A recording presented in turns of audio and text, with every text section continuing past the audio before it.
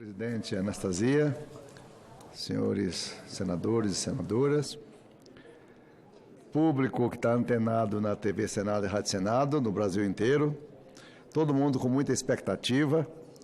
Desde ontem foi votado o texto base da reforma da Previdência, sobrando para hoje 2 destaques. Eu quero saudar o Chico Vigilante, que estava até há pouco por aqui circulando.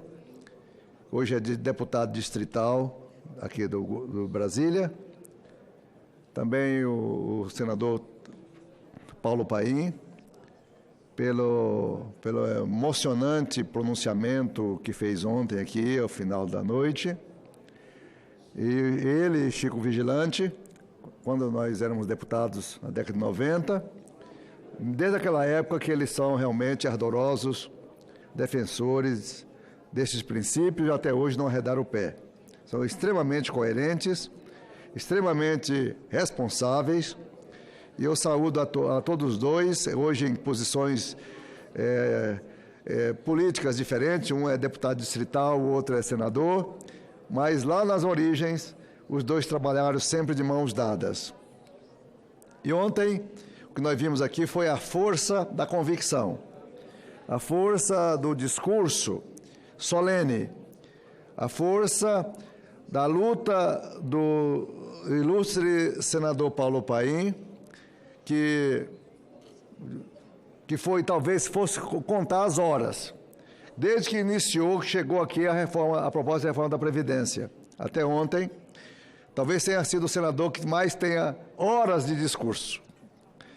Todos os dias ele abria a sessão defendendo os seus princípios. Todos os dias. E é um cidadão, um senador, extremamente comportado, desce da tribuna, vai para a sua bancada, fica ali ouvindo os outros atentamente, não se levanta, não incomoda, não critica a oposição dos outros e não se abate mesmo com a derrota. Então, isso é realmente algo extraordinário. Quando Luiz Eduardo Magalhães foi presidente da Câmara dos Deputados, na época dele, no dia da posse dele, ele exaltou isso, que faltava, naquela época, na Câmara, a participação da oposição.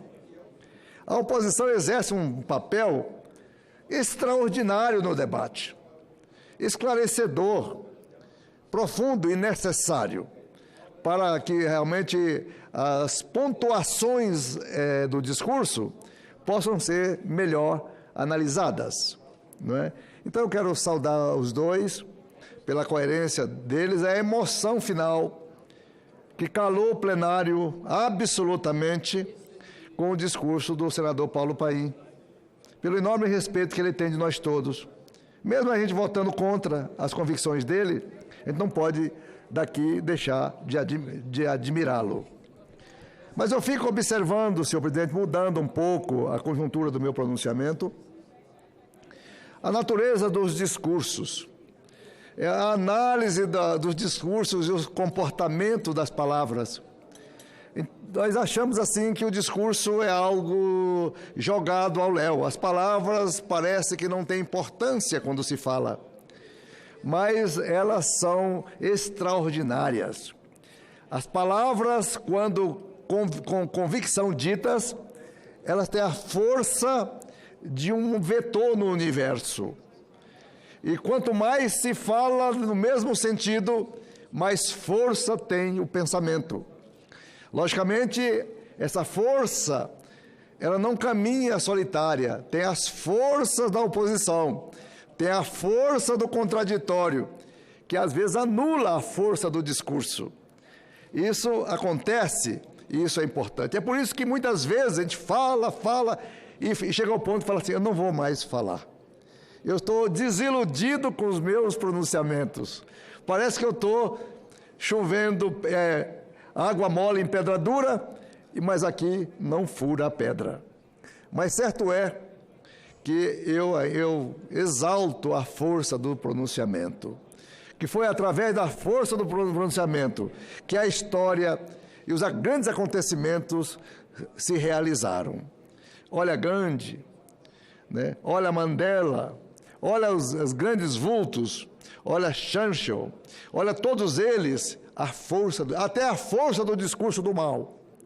Como eu posso, entre aspas, falar, a força do nazismo foi feita em cima do discurso. Então, a gente exalta aqui todos os colegas, todos os parlamentares, para que eles possam expressar os seus pontos de vista, as suas convicções através do discurso, dos seus projetos, das suas leis, das suas proposições, e assim vai. A importância do otimismo.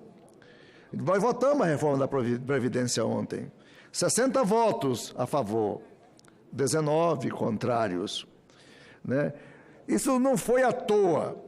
Isso representa uma esperança, um otimismo latente, uma perspectiva de um Brasil se arrumar daqui 3, 4 anos. É gradual.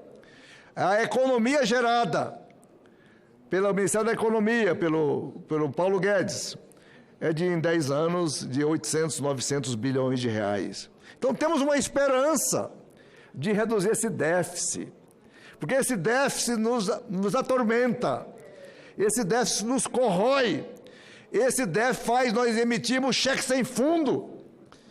Aqui, o presidente, esse ano, nós votamos aí em julho, ou foi em junho, dando ao presidente da República uma autorização de 250 bilhões de emissão de papéis, cheques em branco, cheques sem fundo, para captar recurso, para pagar aposentadorias, para pagar pensões, para pagar benefícios continuados. Então, a coisa é séria. Então, nós temos uma esperança. Esses 60 votos não foram em vão. Eles representam uma perspectiva de otimismo lá na frente, da gente poder ter recursos para investimento em nosso país. Isso é muito fundamental. Embora tudo que acontece no mundo, gente, acontece conosco. E agora vocês estão vendo aí o pipocar de manifestações. Agora cedo na Bolívia. Agora cedo na Bolívia. Até as passagens da Bolívia para o Brasil estão fechadas. O Equador, o Chile, e assim vai. Lá nos Estados Unidos, está também havendo confusão, né? Vai lá na Inglaterra, está havendo confusão. Vai lá na Espanha, Barcelona, está havendo confusão. O mundo está incompreendido. A democracia representativa, o liberalismo, ele está em xeque. Então, nós temos aqui de exercer, e o Brasil precisa disso, modelos novos de pensamento.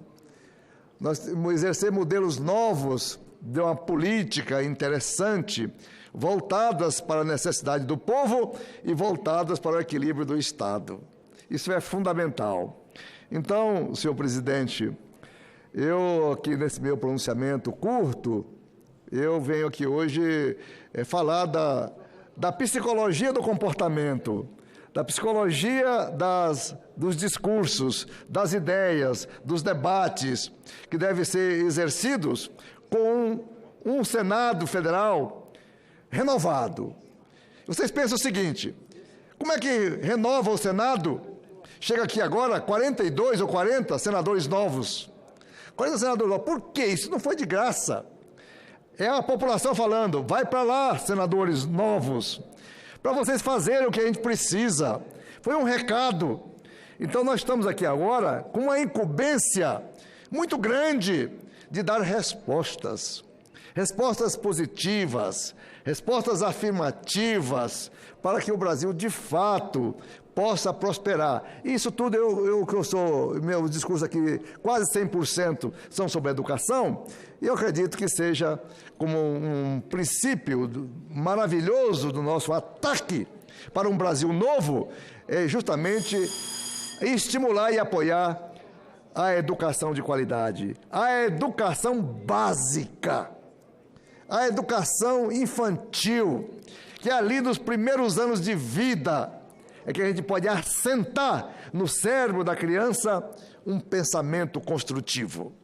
Assim, senhor presidente, eu anotei vários tópicos para discursar, mas eu sei que o tempo urge e que agora o tema é reforma da Previdência, é votar os 2 destaques que faltam para nós iniciarmos, a partir de hoje em diante, novos temas importantes que venham ajudar e contribuir para o Brasil mais tarde. Depois desse ajuste, desse arroxo fiscal, a gente possa oferecer à população bons serviços de qualidade. Era isso. Muito obrigado.